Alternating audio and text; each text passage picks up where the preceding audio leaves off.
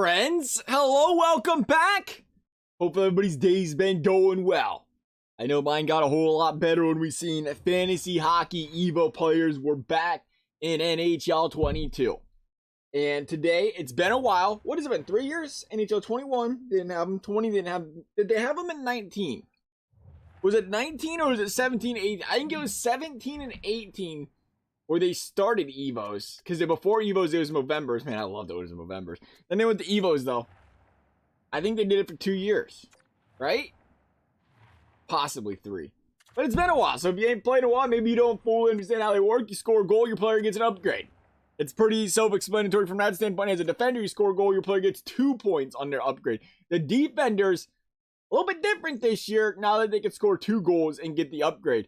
That being said, though, there's still a lot to say, I think, as far as, tips and, future investing is concerned here. We'll do a couple videos regarding Evos. Today, I just want to talk about, in general, Evos and the direction you typically see them go. Typically, when it comes to Evos, the defenders, their value is just not as high. Because, well, they're defenders. You got the McAvoys. If there was Victor Hedmans out there, 6'5" guys that were 99 potentials, maybe better.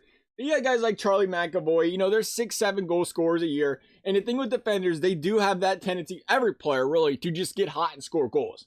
He might rip 3 of those goals in a week. That week might come tomorrow or starting tomorrow. That week might not start till March. That week don't start till March. McAvoy is talking an 86, 88, maybe a 90 in March. That's not worth a lot. Not in March. Not 200K.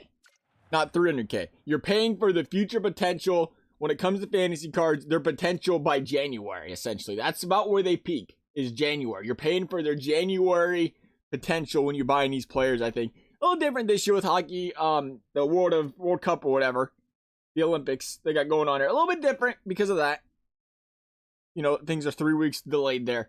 But that's typically it. January is where you start to see these cards peak from a value standpoint. You consider starting to sell them, they start to go down and don't go up as much. It's the first 2 months where they start scoring goals. You really see their overall start to go up, and you see them, the price tag start to go up, and people jump on the bandwagon.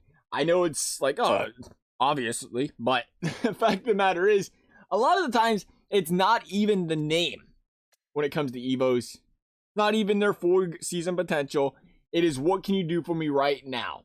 Remember, it was James Neal. James Neal was a 1.2, 1.3 million coin Evo a couple years ago. Was it even Evo? Or was it Hockey Fights Cancer they called those? Maybe that's why I'm confused. Fantasy hockey is what they called them. They had Evo, then fantasy hockey. Now they called them Evo Fantasy Hockey. It was pink cards.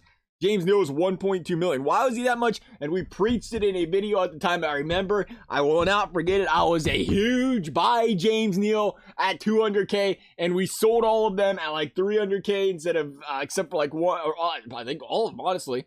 I don't know why. I was just like, I need the coins, and we sold them and got to 1 million. It was like, listen to your own advice, pal. Nonetheless, that's kind of the story for a lot of these guys. Is you look for a guy that's got that potential to just really pop out there and put up a lot of goals and put them up early.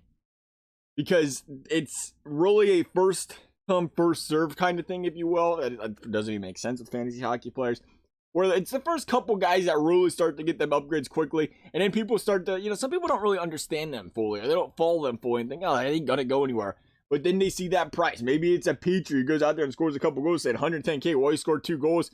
Maybe he scored 3 in a week. Now he's at 85. That 119K is going to go up really quickly. Typically, that's what we'll see out of, guys early. But when you get into, say, January, he scores that goal or 2. People might still try buying them, but the value doesn't really go anywhere. They start to flatline. Typically, though, what I like doing, again, I like looking for forwards, relatively cheap with high upside potential. I don't know about the Calgary. I know Tarasenko still at 300K. Even at 300K is really high upside potential because he is a guy, he's been playing well. And if he continues to play well, you consider he's going to get 30 Genos easy. He's going to have a 99 overall easy. And if he can keep potting goals, he pot 7, 8, 9 of those bad boys in a month. That 300K comes up. That's what I'm really looking at. I'm looking at who's a guy that can catch fire and get that overall up to that 85 plus range. Heading into December, heading into January, mid-December, January. Nikolai Ehlers, his overall is really low still right now. That's a bit of a concern. I like Ehlers in the long run. 200K is not a bad price at all. I mean, if he can get going, I like that. We're going to discuss that down the road, though. Players I like now, good values and whatnot. I'll try to get a video out here shortly. But that's just, we want to give the gist of the way these bad boys works. Now, goaltenders normally flatline. You know, I don't really see good investments in goaltenders. I think they're usually, you know, 200K for Carter Hart. He's going to be 200K in a month. Might be 200K too much. People don't really pay for the goaltenders unless they're tall goaltenders, really desirable goaltenders. Rob, is that Lehner? No, I'm embarrassing myself. No, it's Sorokin. My goodness, I need to quit. Lehner, how long has that been? Sorokin, no. So goalies, personally, I avoid all of them. Forwards, what I like to do is try to find the cheapest forwards available and we have goal scoring potential, period. Whether they struggled last year, the year before, they have goal scoring potential where they're at right now to put up a lot of points. I like looking in those directions. And every forward defender isn't really out of it either. Morgan Riley's a good one if you want to go that direction. The thing is, he's still only 6'1". But, you know, 200K might go down a little bit more. 200K, pretty good price for a guy that only needs to score 6 goals to be a 99 overall and an absolutely potent Toronto Maple Leafs offense. I like looking at guys like that. That's the direction we go. Lehner could end up being, well, he probably is. There is a Lehner right there. He's a 79. That might be, if there is a goalie that goes up a lot in price, it is Lehner because he's a tall goalie. A lot of people use him. Kuznetsov, he's up there as well right now, a little pricey. One thing I do want to keep in mind as we're doing these tips and stuff towards the evos, I guess, throw it all in here. When you're buying the evos, don't buy them 12 hours after they scored a goal. Wait until they upgrade the card if you're looking to buy a guy and invest in a guy. Wait until they upgrade the card. They'll put it out on the auction house. You know, the next day upgraded. You'll have everybody trying to sell that card. It'll devalue the guy's price. That's a good time to buy it.